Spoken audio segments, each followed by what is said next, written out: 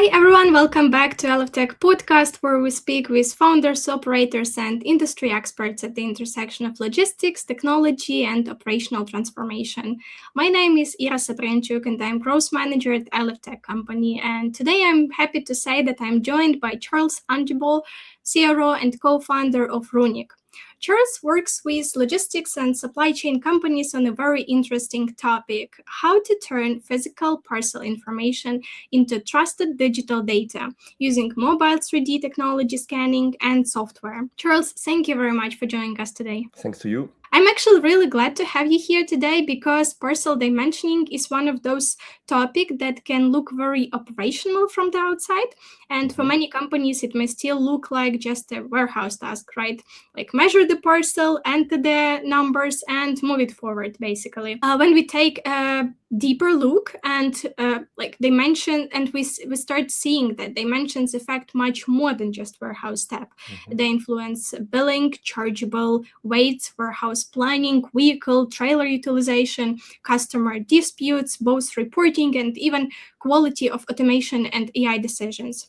So today I'd like to discuss mobile 3D scanning as an emerging infrastructure layer in logistics. So not just as a measurement tool, how people usually think about this, but also as a way to create more reliable connection between the physical parcel and the digital system that companies use every day. And as always, the goal for this podcast is to keep the conversation very practical. So, Charles, let's start with some basic question. A lot of companies today probably understand that parcel dimensions matter, but they may still treat it as a small operational detail, not as something big or very important. Why do you think this topic is becoming more important and more discussed today? Is it because the operations in logistics becoming more data-driven, or maybe because of the cost of that data becoming harder to ignore? Yeah, so both reasons I think are valid in that case. First of all, I think it's important to point out that every parcel that is being handled is actually getting measured. It's just the carriers that are doing it. Yeah.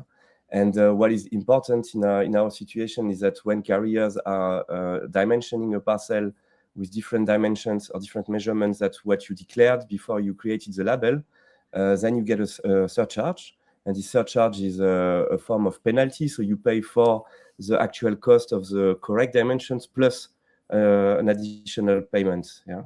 And this is usually quite heavy, especially considering the fact now that all costs are getting out of control everywhere. And I think it's very important for all the warehouse managers, third-party logistics, or even small carriers, everybody, just to understand the cost values that is behind inappropriate measurements. So that's the first reason. And the second reason is also the access to the data. So like you mentioned, now with AI technologies and the current context we are living into, it's very important, I think, as a parcel manager, let's say, to know the volume of data and the volume of parcels that is going through your networks, just for the sake of optimization, trucks, like you said, workers, everything. But just also to be able to know that gives a real edge in terms of competitive power also. So basically, people are becoming more cautious about the cost, about the prices, surcharges are pricing definitely lots of logistic companies, and the data is becoming more and more valuable. And do you see that changing in many companies now? Actually, what is interesting is that the US is always first in changing things, and then Europe follows. And we can see that in the US, for example, the main carriers, FedEx, DHL, UPS, and so on, are now switching more heavily on dimension weights, you know. And it means that now when you build something, it becomes as important as weight, even more, to know your dimensions. And every year, they are increasing the prices of wrong dimensions, actually. And this year has been quite heavy in terms of changes. I think you saw it on LinkedIn. Everybody is speaking about this for the US, and soon Europe will follow. So I think it's very important also to take the change now, not to be a victim of it, but to prepare before it happens, so that you have the proper processes and you are aware of what is happening and where your margin is bleeding actually. Yeah, having that visibility is very important for companies who want to grow and stay in the market, because currently the market is very competitive. I would say the most competitive than it was like ever before. And Exactly. where do you usually see the biggest gap or mismatch between the real parcel and the data that company have about it? So it's on different points of the workflows. So I think parcels, like I said at the beginning, are being measured in fulfillment centers. So that's really something that is known. Everybody invested a lot of money into this. It's actually huge investments, which is normal. But outside of the fulfillment centers, it's a fog of war. Let's say nobody knows. What is the volume of parcels going through networks or out of the networks? And we see traction, for example, at the pickup. So when you are a delivery person and you pick a parcel up, this is very important also to know the parcel at that moment, because you know then how to optimize the network, how to optimize the stream of parcels. This we also see in front of lockers. So there is a big boom, hyper growth even in the locker industry in Europe. And knowing the volume of parcels going into these lockers is also a competitive advantage. And finally, I would say it's also irregular items. So all the items that cannot go into conveyor belts or into fixed arcs because they are too big or too large, there is actually no solution to measure these items currently. And this is where, although it's a very small percentage of volume, it's also a big percentage of problem and of costs. So these are the three most important workflows where I think currently it makes sense to know. Yeah, that's actually very interesting that you raised the point about the lockers, because earlier this week I had a conversation with the retail company. So they are the big retail company who owns their logistics, and basically having the proper box for the parcel to put it in the locker is such a big problem for them at the moment. It cannot be regulated very easily because it requires changes not only in the box dimensions, but also in the operational processes of the team, both in warehouses and fulfillment parts. So it's very important point, and I can see too that currently people are thinking more and more about how to resolve this. And actually that connects very well to the idea of dimensional data as infrastructure.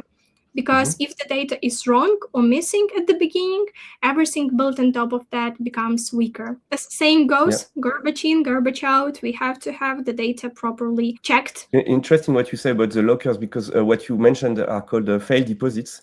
So where people say, for example, I have a small item or big item, and in the end, the item is small or the dimensions are not correct. So they lock a case that is either too big for the item or too small. And so at scale, so for one locker, it's not a problem. But when you have 10,000 locker or 50,000 locker in a market that are actually working like this, you lose a huge amount of efficiency. And in the end, efficiency also means money. Yeah? And I think a big, I don't know if your contacts with whom you spoke to understands that too, but there is a big misunderstanding with lockers. Users only see lockers as furnitures. You come in, you put your parcel in, but lockers are way more than that. They are network entry points, actually, from the physical world to the logistic networks. And actually, if you know what is going through at this point in time, you actually control the whole data on your whole network. And this is a huge advantage. Yeah, same, the whole infrastructure, the ecosystem of the lockers and the logistic connected to that. Do I understand you correctly that this is also the part of what you do, helping locker companies and actually logistic companies using lockers as the pickup point with that challenge? Yeah. So we have also a running project where we develop a solution so that when you come into the locker as a user and you have a packet into your hand, our solution automatically detects the packet and immediately scans the dimension. And then this is immediately put into the software of the locker. The proper case is opening, so you reduce or remove all the failed deposits. And more importantly, you also get all the data that is coming in this network. Yeah, and this is something we are testing currently, and soon it will be put to scale on a larger amount of lockers. Yeah, but I think this is the future, and local companies understand that very well. Oh, that's amazing. And I believe that's also a topic for another discussion between Yeah, us with pleasure. and Yeah, our yeah, companies too. sure. Yeah, and okay, great. Thank you very much for that's definitely valuable piece, and I hope that more people will be able to hear that, so they can also try and at least test this opportunity as well in their ecosystem. We already touched this part a bit, but my next question is connected to basically cost. In your experience, what does wrong or missing dimensioning data cost a logistic company today? And why does this cost stays invisible on most P&Ls of the companies? That's a very important question. I will reply to the last part first and then to the cost part. Yeah. Why does it stay invisible is because the persons that are managing the parcels and the person who are taking care of the invoices are different. And this operational gap is the reason why nobody is seeing it. You know, the CFO or the invoice person who pays the bills just sees the bill and pays it, and he will not challenge, or she will not challenge why it's higher and why it could be reduced. And this is actually a big mistake. Yeah. And the person using the parcels doesn't understand the fact that measuring them will have an impact of the cost, because this person is not managing the cost of the company, which is normal. It's how companies are structured. But the companies who will understand that there is a link there will also be able to reduce massively the margin that they lost into this, because it's actually huge. Most companies are bleeding, and some of them could actually lose their whole operations because of such things. Yeah. So in terms of cost, I checked on the US side, because Europe, the data is not very clear so far. And I checked that there are around $2 billion per year that is unclaimed on carrier invoices, which means that at scale of one market, all the logistic companies are losing in total $2 billion just based on these penalties. So it's huge. Yeah. And in terms of leakage, so it's usually 15% of the parcels that are misdeclared. So no matter how good your installation is, the fact that scanning machines cannot move, like we said earlier, means that at most of the part of the workflow, you don't know the data of your package. So it means that in average, 15% of the package are misdeclared, and 15% will lock a penalty in the end. Yeah. Yeah, that's huge loss for the companies. If you think about the scale of it, it's just too big, I should say, for the current market. And that is actually a very practical way to look at it, because the issue is not always visible as one clear line item. It's mostly spread across small operational losses. One last thing, if you don't mind, is that if we take all these calculations into a mid-sized shipper, for example, who does 8,000 parcels a week, then if you calculate this with a 1 year, with all the surcharges and 15%, like we said, it's around $500,000 per year that somebody can lose. Yeah. So that's why I think it's maybe this calculation is exaggerated. Everybody can say this. Maybe we can do it. Everybody should do it on their own. This is what I advise everyone to do, and just to understand, okay, how much do I lose on this? It can be 500,000, it can be 100,000, but even 10,000 is something one should optimize nowadays. Yeah, it's just the average, the market numbers, right? But every company has to take responsibility for their own calculations and losses to understand that and be able actually measure and then improve that part. Definitely. Okay, and Charles, one also interesting part about dimensioning is that historically, accurate dimensioning often meant like fixed big stations, dedicated hardware, and a team, maybe specific process inside of warehouse. What changes when companies can capture dimensions with a mobile, software-based tool instead of relying on that weak fixed hardware? Is it becoming more accessible? And if yes, what else does it have impact on? So the first, I think, advantage is the mobility. So currently the machines are very reliable, they are fast, they are accurate, but their only downside is that they work under a specific state of lightning condition and that they cannot move. So it means you have to bring the parcels to them, and it means it's an additional step in operations. So somebody with a forklift or with his own arms has to put the thing on the conveyor belt and so on. Yeah. So the first advantage I think a solution like ours brings is that you can bring the measurement wherever you want, in any conditions. It even works in the dark, actually. And this is the first a big step. And what you said is correct. So historically, machines are the one measuring, but I would go even one step further. I would say that historically, and we still see it now, people are measuring with a tape measure. So the old school tape measure, we are at 2026 at the age of agentic AI, and our main competitor are actually not machines. It's just a tape measure. Yeah. And this is where you asked about operational value and what advantage we bring. This is also the kind of advantage we bring because you get a 1 second accurate scan with our solution. So you save the 20-30 seconds it takes normally to measure with the tape, plus the data is exported automatically to your system, and so on and so on. So you save you double or triple your operational work with your teams because people are not measuring anymore. They are handling parcels or loading trucks and so on. You get the accuracy of a machine, but in a mobile way, and then you get everything put into your data system so that you can optimize it later on.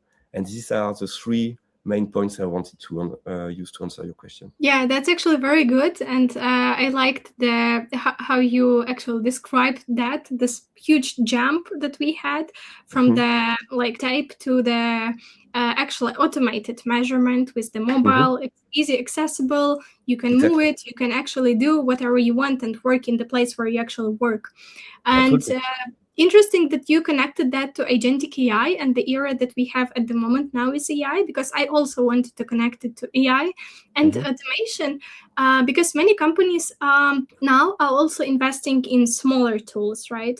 But those tools still depend on the quality of the data underneath. Charles, I wonder, what would you tell a logistic leader who wants to invest in AI or automation but still has weak or unreliable parcel data? I would say, first of all, check the quality of your data, because even if you have the most powerful AI tool, the quality of your data will ultimately define the effect of this tool. And no matter how good the AI is, if it's fed with inappropriate or dirty data, let's say, your results will be also dirty and inappropriate. Yeah. So I think it's like when you build a house, you need a proper foundation. Otherwise, even if your house is 30 meters high with lots of amazing equipment inside, it will at some point collapse because the quality of your foundation was not good. You need to understand what are the layer of grounds, how solid they are, which kind of concrete you put in, and so on. And solution is one brick into this foundation, let's say, because with this you get highly accurate data of volume. And if you feed that later into AI optimization for truck loads, truck routes, fuel consumption, and so on, you will get the cleanest data you can get out of it. Yeah. So this is the advice, coming back to your question. Make sure that the data you feed into your tools is as good as possible. Otherwise, you will make an investment that you will regret, basically. Yeah. I completely agree here with you. And I believe everyone who wants to start with some automation or AI has to actually listen to this advice, because it's very important to have that foundation at the beginning, not in the middle of the way. Yeah, well, Charles, thank you very much. I should say that this was very insightful conversation. And what I take from our discussion is that parcel dimensioning is no longer just a warehouse measurement task. And it's becoming really a part of the data infrastructure of logistics. And when dimensional data is missing or wrong, the cost actually does not always appear directly. Exactly. It shows up through billing leakage, disputes, poor capacity planning, manual corrections, lots of work on the weak automation and unreliable decisions. And as logistic companies invest more in AI, automation, and optimization, the quality of the physical world data becomes even more important. And as you mentioned, if the digital record doesn't reflect the real parcel, the system built on top of it on that record will always have limitations. And you won't be able to build that big of a house, basically. Exactly. So the real opportunity is not only to measure parcels better, but to make trusted dimensional data available across the whole business, from operations and planning to billing, customer communication, and automation. Thank you again, Charles. Thank you for joining us today. Thank you, everyone, for listening and watching. If you enjoyed this episode, please like, subscribe, and share it with someone working in logistic, parcel operations, or warehouse automation. Thank you for your time.